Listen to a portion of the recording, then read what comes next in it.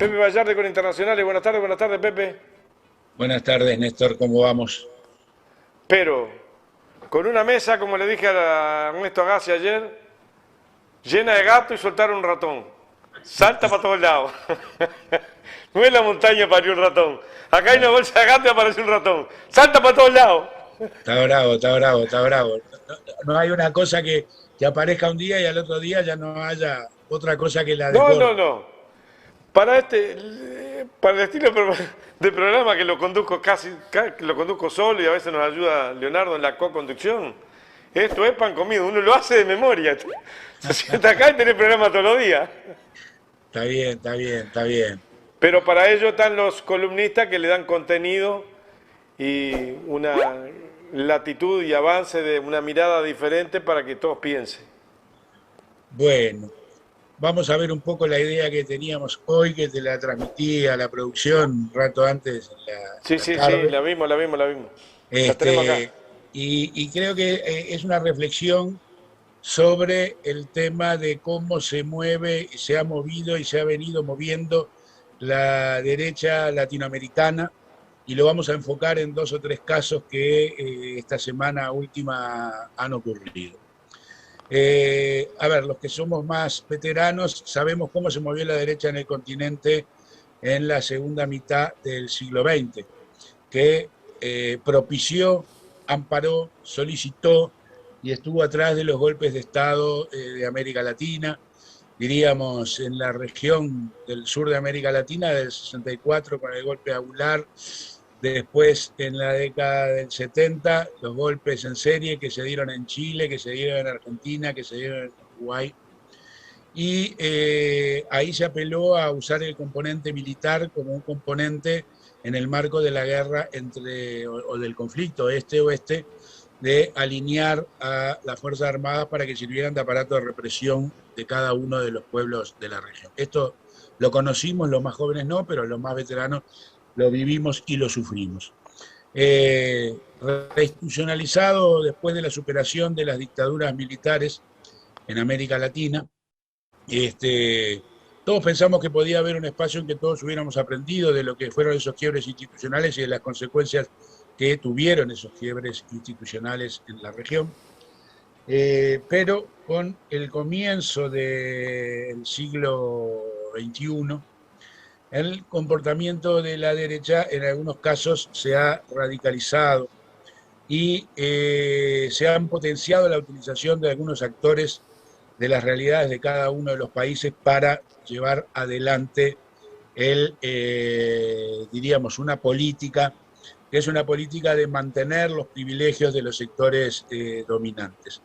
Yo siempre que hablo de relaciones internacionales, cuando hablo de ver América Latina, pido a los uruguayos y a las uruguayas que no miremos la realidad de América Latina en función de nuestra propia realidad desde el punto de vista institucional, que fue una realidad en el devenir histórico que se institucionalizó mucho más que otros países de la región, aunque también sufrimos dictaduras y nunca vamos a estar vacunados con respecto a la posibilidad de que esa estrategia esté presente con fuerza en nuestros países.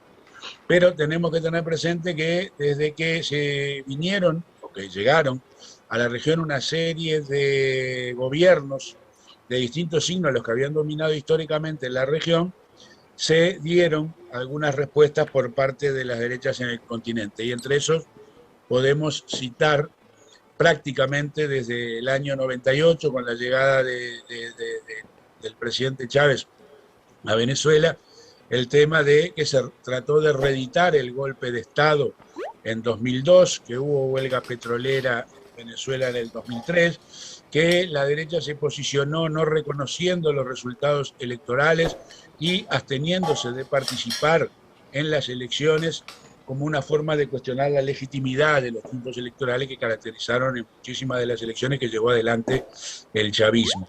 Y en el año 2009 se va a producir lo que yo digo que fue el golpe de Estado. Acá sí participaron militares, el golpe de Estado en Honduras a Manuel Zelaya, y después van a venir los golpes parlamentarios que se van a dar en 2012 en Brasil, en 2012 en Paraguay y 2016 en Brasil.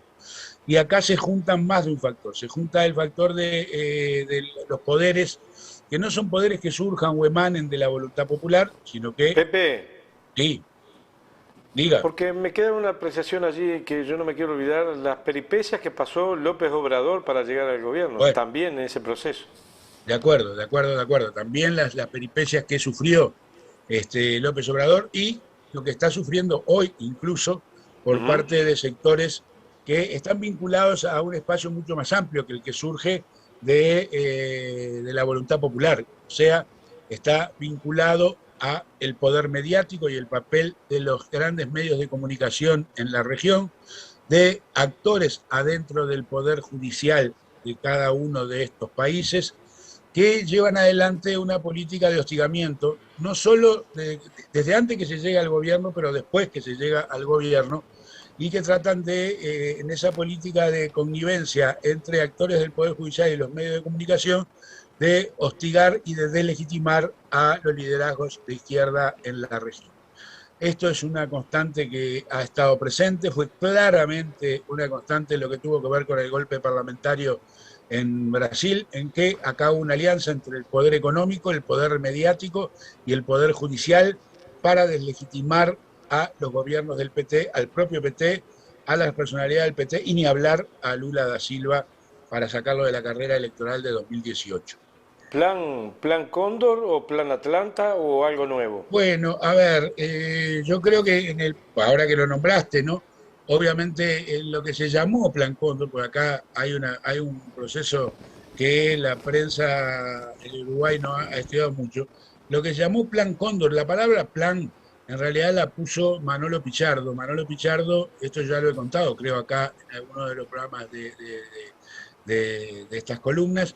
En realidad Manolo Pichardo fue presidente de la COPAL y había sido invitado por la Fundación Paz Global del hijo del reverendo Moon a actividades, a un sentido académico-política, diríamos, una en Brasilia y en una que fue invitado en Atlanta en el año Sí. 2012.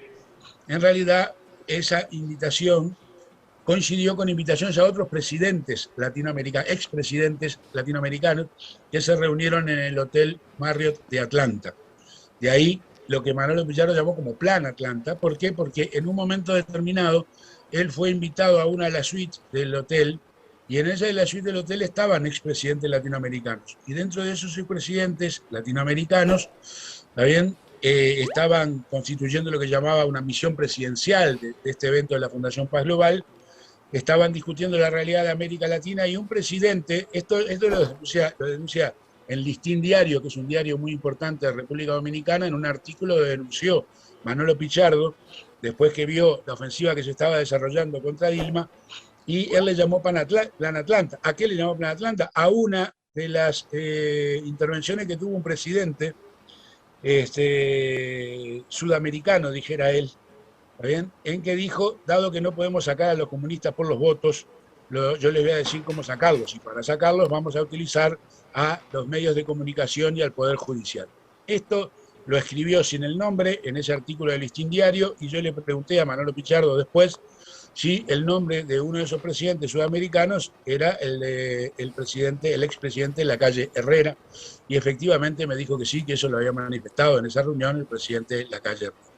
Quiere decir que acá no suceden las cosas por casualidad, acá hay una articulación de la derecha latinoamericana que, vuelvo a repetir, utilizando los medios de comunicación y utilizando actores del sistema judicial, llevan adelante lo que se llamaría la deslegitimación o estigmatización de los liderazgos, de los liderazgos de izquierda o de fuerzas progresistas, y de esta manera se articula una política para desacreditar a esos liderazgos, para desacreditar a esas fuerzas políticas, o en el caso de que llegara a la presidencia, para impedirle triunfos electorales, o en el caso de que tengan triunfos electorales, para llevar adelante acciones destituyentes como las sufridas por la presidenta Dilma Rousseff en el año 2016, o para impedir que se sea candidato, como se impidió que Lula fuera candidato en 2018 y dio lugar al surgimiento del bolsonarismo. Muchos arrepentidos, ojo, muchos arrepentidos, porque dieron votos para sacar a Dilma de la presidencia. Estoy hablando de gente del PSDB, incluso del Centrao, del PMDB, que acumulaba gran parte del Centrao en Brasil, se dieron cuenta de lo que habían hecho creando este monstruito que es el bolsonarismo y el fascismo que está atrás de Bolsonaro, y en esta oportunidad dieron un cambio, cambiaron un poco, y se dieron cuenta que había que desplazar, porque la institucionalidad democrática de Brasil estaba en juego con Bolsonaro. De todos modos, Algo similar, perdona la interrupción, pero tal, algo similar Bolivia con el derrocamiento de Evo bueno, Morales, aunque sea por eh, un mes, 2 meses. sí, no, fue en el 2019, casi por un año y pico. En realidad, cuando todavía no había terminado su mandato presidencial, en ese marco, con la ofensiva llevada adelante desde los medios y el papel de algunos actores, aunque en este caso también hubo un papel en 2019 de las Fuerzas Armadas y de la policía, algunos de los cuales eran jerarcas militares y hoy están siendo juzgados, algunos de ellos en ausencia, incluso en la propia Bolivia, por haber ambientado este desplazamiento del gobierno de Evo Morales en 2019. Esto, a ver, yo lo que quiero poner claro a la audiencia, que esto no sucede por casualidad. Hay una estrategia de posicionamiento de la derecha a nivel latinoamericano que pasa, primero, por no reconocer los triunfos, siempre estar acusando de fraude, tratando de deslegitimar a los gobiernos y a las candidaturas de los gobiernos progresistas, y después, si se llega a instalar los gobiernos, para articular a través de los medios de comunicación, y en muchos países de la región, no digo en el nuestro, pero en muchos países de la región, el nuestro ha tenido otra evolución institucional, no estamos vacunados, pero vale reconocer que hemos tenido otra evolución institucional, utilizar también el Poder Judicial para llevar adelante acciones de deslegitimación o destituyentes. Esto lo quiero plantear porque han sucedido dos cosas esta pasada semana. Tres, en realidad, lo dije al principio, tres. Una, muy peligrosa, que es que el bolsonarismo, que es fascismo, a ver, vamos a no dudar en usar determinadas calificaciones, es fascismo, en realidad está llevando adelante acciones como las que pasaron en estos días, en lo que bolsonaristas en el Distrito Federal, en Brasilia, llevaron adelante tratando de tener un copamiento de la sede de la Policía Federal y incendiaron autos y llevaron adelante una situación de tratar de generar desestabilización cuando estamos a 18 días, 18, 19 días, 18 días o menos de la asunción del presidente Lula en Brasil. Esto va a ser de jugar a la inestabilidad permanente. Veremos la fortaleza y las reservas que tengan las fuerzas políticas de Brasil para poder enfrentar esa situación. ¿Está bien? Y tengamos expectativa de que ojalá las tenga. Y quería referirme a dos temas. Uno que tiene que ver con el tema de esta suerte de condena en primera instancia que se llevó adelante en juicios que venían ya desde tiempo atrás y que habían sido denunciados desde el año 2019 contra la presidenta Cristina Fernández de Kirchner. Ajá. Que acá había un intento de justamente de deslegitimarla a ella y de deslegitimar al peronismo en un sentido amplio, pero sobre todo a ella, acusándola, tiene una cantidad de juicios en curso, pero que había quedado limitado a lo que se llama el juicio de vialidad y lograr una condena que terminara de alguna manera como terminó en primera instancia, y que tiene dos partes esa condena. Una condena que tiene que ver con el tema de los 6 años de penitenciaría que tiene la condena, y la otra, que es la parte más importante, en mi opinión, que era el objetivo principal, es la inhabilitación de por vida para ocupar cargos públicos, o sea, sacarla del escenario de la vida pública de la Argentina. Y esto ha coincidido en estos días también con la denuncia de acciones llevadas adelante por actores políticos vinculados al PRO, el partido macrista, por actores vinculados a la justicia, por actores vinculados a los medios de comunicación, en una reunión que habrían mantenido en la zona del sur de Argentina, el Lago Escondido, financiados por la gente de Clarín, es el articulador de la oposición Grupo Eh, Clarín, que es articulador, pero que es dueño de varios medios de comunicación. sí, sí, sí, sí, es multimedio, diríamos, ¿no? Ahí está. No es un diarito, diríamos, ¿no? Tiene el control de Exacto, bien. muchos medios de comunicación y que habrían articulado, si se quiere, esta suerte de convivencia entre parte del poder político, parte del poder mediático y parte del poder judicial para llevar adelante este tipo de acciones. O sea que en paralelo que salía esa condena, el día antes de que saliera esa condena, se estaba denunciando con pruebas de chats sacados de Telegram y conversaciones sacadas de Telegram y con información de videos grabados de que estas reuniones se habían efectivamente realizado. Quiere decir que hay un nivel de convivencia importante en un sistema institucional, jurídico institucional débil, como ha demostrado tener la Argentina, en la que en realidad el sistema judicial está a la orden de muchos actores del sistema judicial. No digo todos, no los conozco a todos, pero están a la orden de objetivos de naturaleza política. Esto lo quiero dejar marcado porque creo que si no nos mareamos con mucha facilidad. Y esto independientemente de cómo veamos los procesos que se dan dentro de cada uno de los países. Y el otro tema que quiero sí plantear es el tema de lo sucedido en Perú.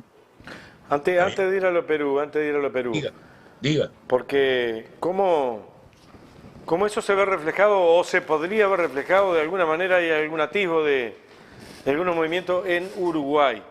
Para no dejarlo aislado de que somos no sé, está todo brillante, acá no pasa nada. ¿Cómo eso tiene su correlato aquí en nuestro Uruguay?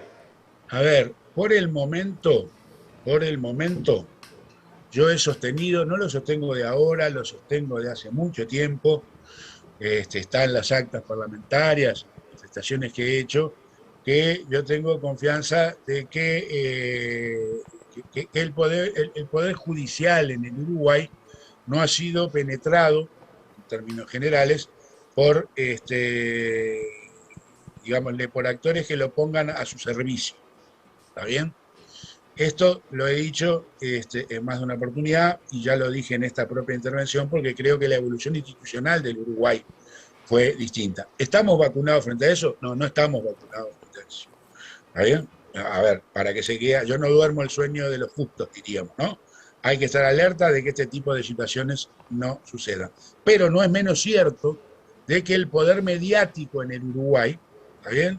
Los grandes medios de comunicación, en algunos casos oligopólicos en cuanto al control de medios de comunicación, ha operado, ¿está bien?, como un factor de deslegitimación de liderazgos o de los gobiernos de izquierda y ha actuado frente a este gobierno, ¿está bien?, en una situación de blindaje de la situación que vivimos un día sí otro también. Hay algunos medios, aclaro, ahora, que parece que se han ido dando cuenta de que hay cosas que no se pueden tolerar y han ido haciendo aparecer algunas cosas. Pero los medios de comunicación han estado al servicio, los grandes medios, estoy hablando, por supuesto, por favor, que no se sientan todos tocados, los grandes medios de comunicación han estado al servicio de los intereses en general de los poderosos, son parte de esto, o sea, muchos dicen, bueno, sí, acá la libertad de prensa, libertad. No, acá lo que hay es libertad de empresa, ¿no? Y la libertad de Claro. prensa muchas veces para los grandes medios no existe. Esto, Charleston, que era el escritor, estoy hablando de principios del siglo XX, ¿está bien? Ya planteaba que los medios de comunicación no estaban al servicio de transmitir la verdad, sino al servicio de un tipo de verdad, que era la verdad muchas veces de quienes lo financiaban. Esto se exacerbó en los últimos tiempos de manera muy importante. Así que yo digo, no pensemos que estamos vacunados porque acá no hay vacuna contra eso. Sí reconozcamos que hay una traición en Uruguay, ¿está bien? Distinta. Aunque también voy a decir una cosa. Me llama la atención, ¿está bien? Y me parece bien que se pida por parte de los denunciantes una segunda revisión fiscal.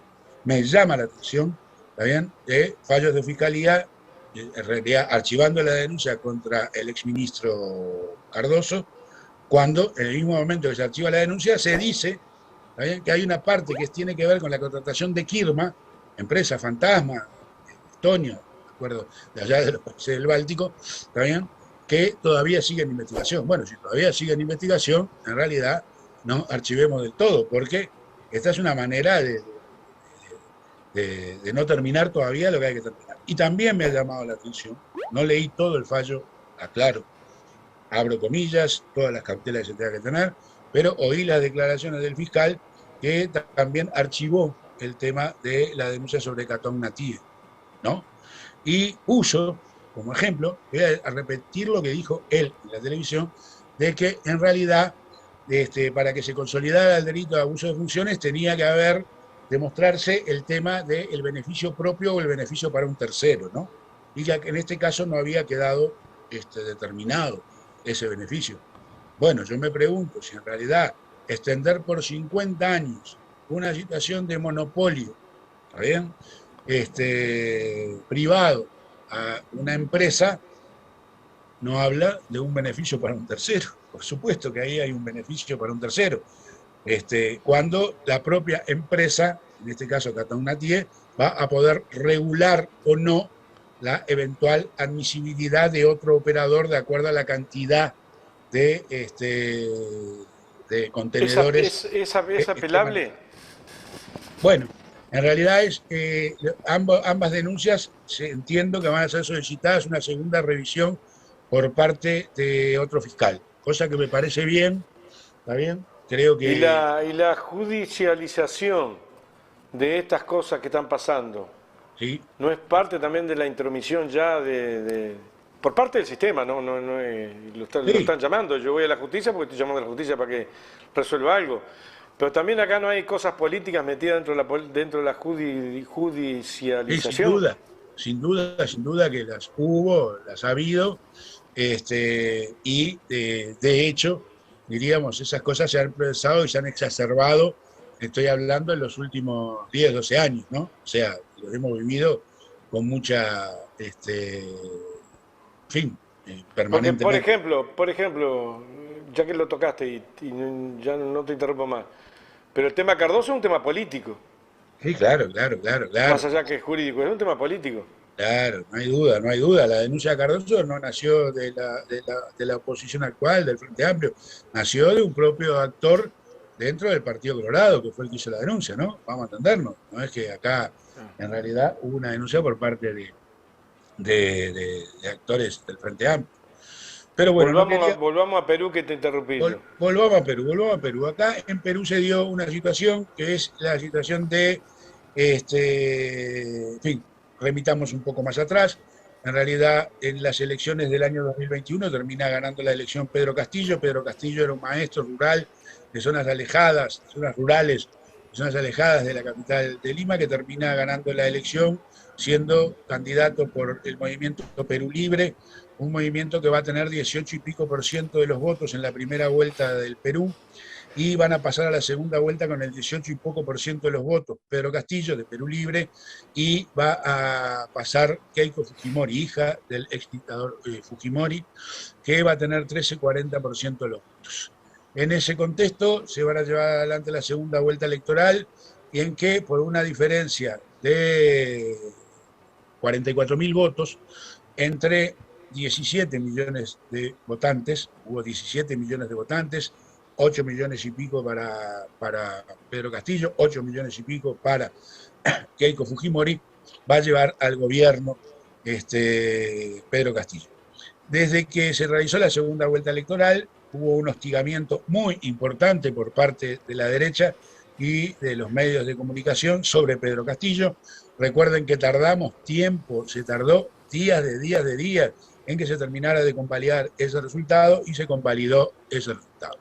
Lo cierto es que desde que asumió Pedro Castillo, o sea, desde hace 17 meses atrás, en realidad prácticamente no pudo gobernar un día.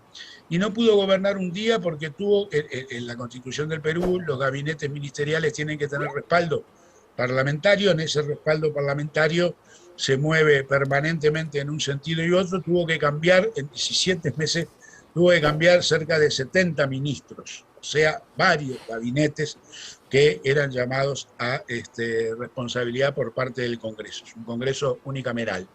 En ese sentido, dentro de esas situaciones, tuvo que enfrentar una norma que tiene la Constitución del Perú, que no la ha encontrado en otras, no la ha encontrado en otras constituciones, ¿está bien? Que dice en su artículo, creo que es el artículo 113, ¿está bien? Que el Congreso puede decretar la vacancia, o sea, puede decretar la vacancia presidencial. Y para decretar la vacancia presidencial, en uno de los motivos por lo que puede hacerlo, no es que sea enfermedad del presidente, en fin, cosas que son relativamente lógicas, en la vacancia presidencial, ¿está bien? La puede decretar por lo que está, o sea, determinado, o dice, ¿está bien? Por permanente incapacidad moral.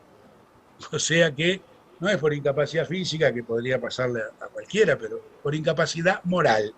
Quiere decir que el Congreso no solo tiene que ratificar permanentemente a todos los consejos de ministros y cada vez que no los ratifique puede dar lugar a que haya que cambiarlo, sino que además puede sacar al presidente por incapacidad moral. Esto es como la policía moral iraní, ¿no? Un reverendo disparate, ¿no?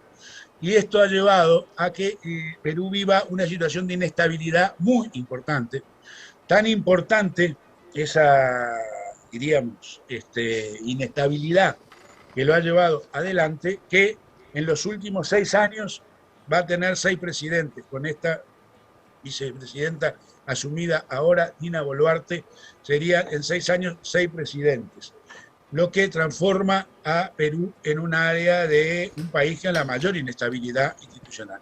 En ese contexto, a Pedro Castillo le habían convocado en 2 oportunidades para decretar la vacancia por incapacidad moral, no se pudo en las 2 oportunidades, y ahora estaba la semana pasada convocada a tener una tercera convocatoria de esta naturaleza. Y ante esa tercera convocatoria de esta naturaleza, apareció Pedro Castillo disolviendo, esto lo que había de información, disolviendo el Congreso. El presidente puede disolver el Congreso, pero no en la hipótesis en que va a ser tratada su vacancia temporal en el Congreso, sino en la hipótesis en que por 2 actos seguidos, ¿está bien?, no le censure o le niegue la confianza a 2 consejos de ministros.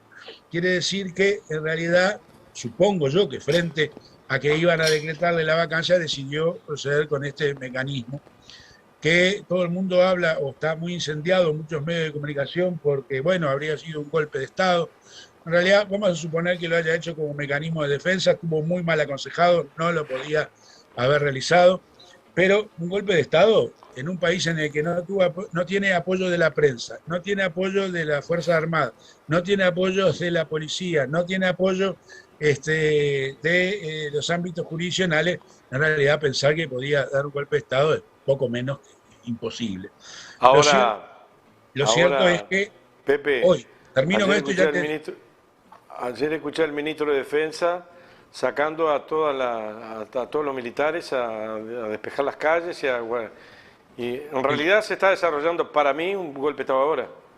Bueno, a ver, en realidad lo que hay es una crisis institucional muy importante. Los peruanos están hasta este momento, por lo menos esta información registrada hasta hace poco, en las calles protestando. Los sectores aquellos más pobres, los sectores más desfavorecidos están en la calle protestando. Ha habido muertes en manifestaciones, es lo que se ha denunciado en medios de comunicación. Entonces estamos enfrentando una situación de mucha inestabilidad. Se supone que las autoridades que habían sido elegidas en 2021 iban a ir hasta el 2026. Ayer tengo entendido por una información que leí que si bien la vicepresidenta quería llegar al 2026, ya está anunciando elecciones anticipadas para 2024.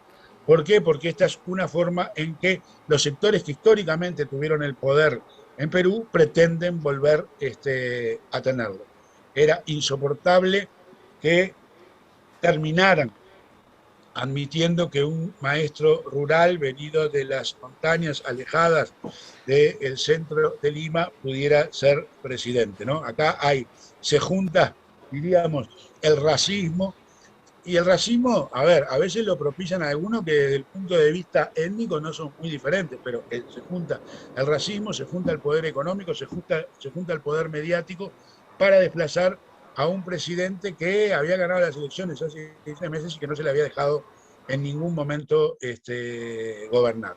Esto habla de un Perú de enorme inestabilidad, la enorme estabilidad de los últimos 6 años va a seguir como inestabilidad durante largo periodo de tiempo, y la incapacidad de haber reconstruido en ese Perú, que tuvo una historia institucional importante, aunque siempre tuvo mucho de clasismo, ¿no? No en vano fue uno de los principales desde la época de la colonia, virreinatos de España. Era difícil que terminaran admitiendo a este maestro rural étnicamente no identificado por parte de la élite dominante con ellos como presidente Que de hasta Perú. último momento recuerda que no le reconocían haber ganado. Hasta último Exacto. momento. Sí, sí, tardó semanas y semanas y semanas para que se acreditara el triunfo de Pedro Castillo, ¿no? O sea que, Qué papel está jugando en el marco de eso que veníamos analizando desde el comienzo, que vos planteaste las derechas latinoamericanas y todo lo demás, ¿Qué papel sí, juega aquí la OEA? no, la OEA es un organismo que está subordinado a la estrategia de los Estados Unidos, ¿no? Y obviamente los Estados Unidos no han dejado de considerar a América Latina su patio trasero.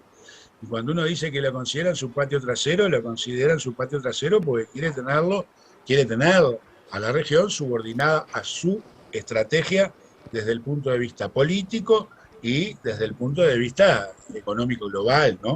O sea, esto no hay ninguna duda. Hoy la OEA está subsumida en la estrategia, diríamos, norteamericana para la región, que no ve con buenos ojos, no ha visto con buenos ojos en el pasado, hablando de los cambios propiciados del 98 en adelante, los cambios de que en la región hubiera gobiernos progresistas, llamémosle, o gobiernos de izquierda en algunos casos, de centro izquierda, o progresistas en otros, no lo ha visto con buenos ojos, no lo ve con buenos ojos, y no va a dejar de actuar en la región para subordinar la región a sus intereses, ¿no? Esto, lamentablemente, Eh,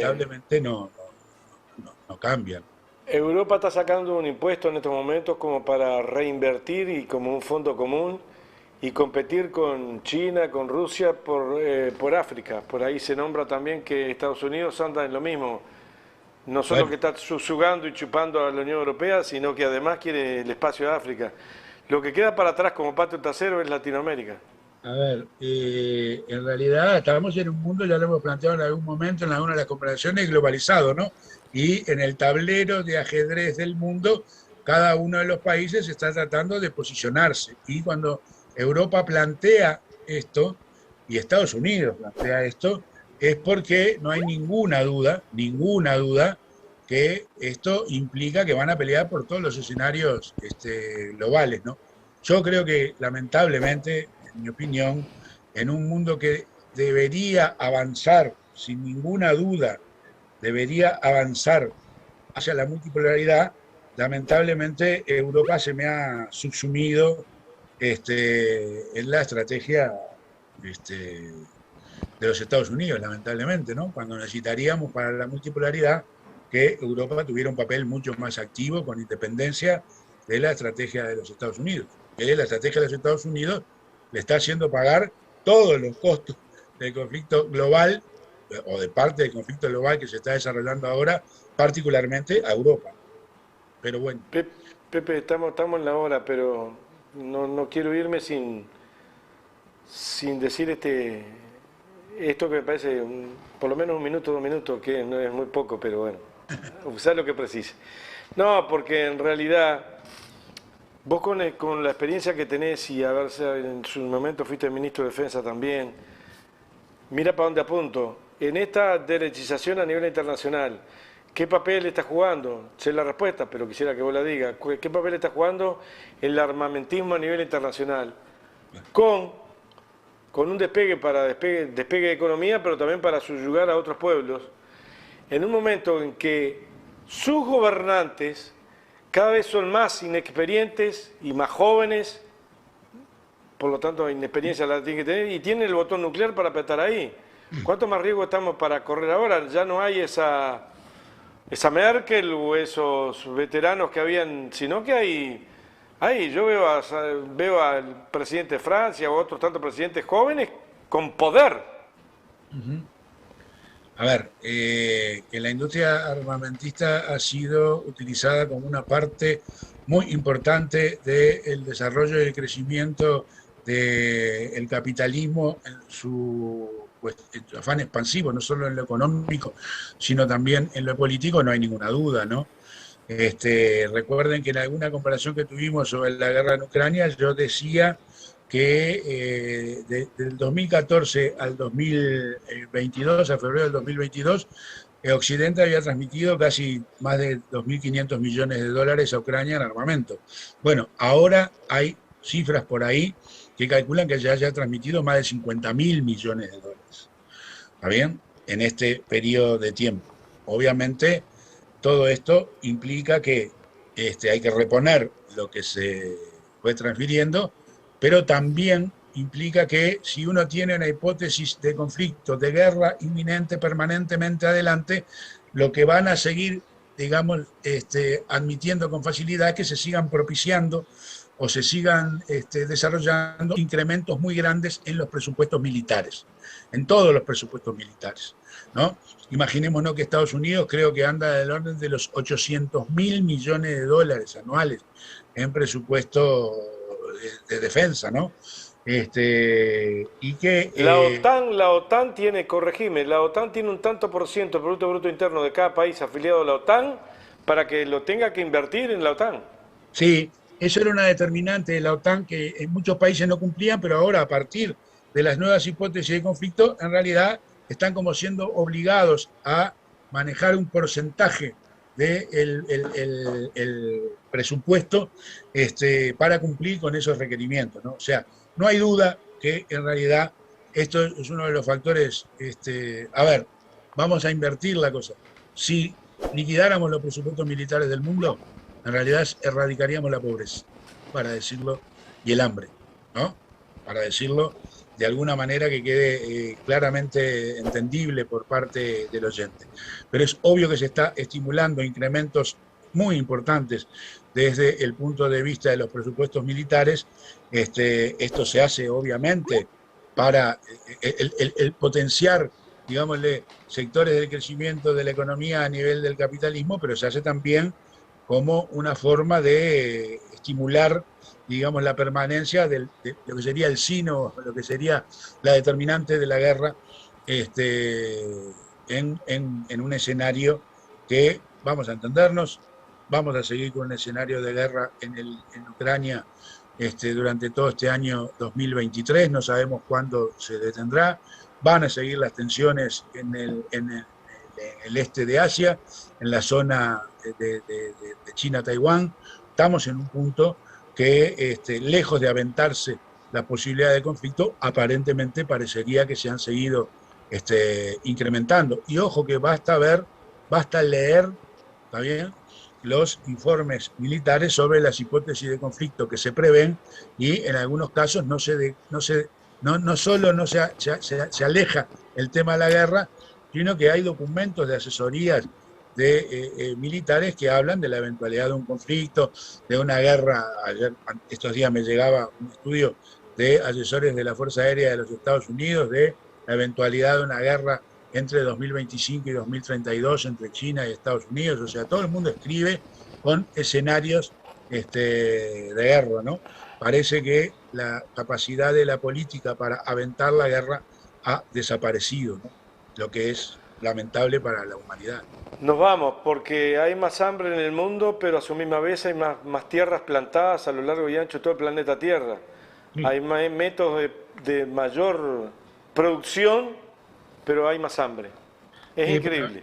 Si no hay redistribución de la enorme cantidad de riqueza que se dilapida y la concentración se sigue exacerbando, en realidad va a seguir habiendo hambre y pobreza en el mundo, lamentablemente.